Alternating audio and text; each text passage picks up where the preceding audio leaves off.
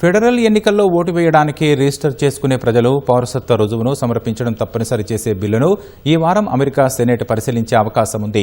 ఈ బిల్లు తన మొదటి ప్రాధాన్యత అని అధ్యక్షుడు డొనాల్డ్ ట్రంప్ చెబుతున్నారు. సేవ్ అమెరికా చట్టం ప్రకారం ఓటర్లు తమ ఓటు హక్కును వినియోగించుకునే ముందు ఫోటో గుర్తింపు కార్డు సమర్పించాలి. పోస్టల్ ఓట్లను కేవలం వికలాంగులు, అనారోగ్యంతో ఉన్నవారు, సైన్యంలో పనిచేసేవారు లేదా ప్రయాణంలో ఉన్నవారికి మాత్రమే పరిమితం చేయాలని బిల్లులో ప్రతిపాదించారు. భారత్, బ్రెజిల్ దేశాలు ఇప్పటికే ఓటరు గుర్తింపు కార్డులను బయోమెట్రిక్ డేటాబేస్తో అనుసంధానించాయి. అమెరికా మాత్రం ఓటు వేయడానికి ముందు పౌరసత్వం కోసం కేవలం సెల్ఫ్ అటెస్టేషన్ పైనే ఆధారపడుతోందని శ్వేతసౌధం పేర్కొంది. రిపబ్లికన్లు పట్టుదలతో ఏం చేసైనా సరే సేవ్ అమెరికా యాక్టును ఆమోదింపజేయాలని ట్రంప్ గత వారం సోషల్ మీడియాలో సూచించారు. మహిళల క్రీడల్లో పురుషులు పోటీ పడకుండా నిషేధం, పిల్లలకు లింగ మార్పిడి శస్త్రచికిత్సలపైన నిషేధం వంటి అంశాలు బిల్లులో ఉన్నాయి.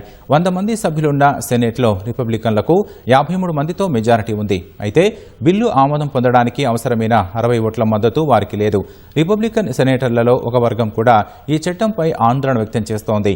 ఈ నేపథ్యంలో బిల్లు ఆమోదం అంత సులభం కాదని తెలుస్తోంది.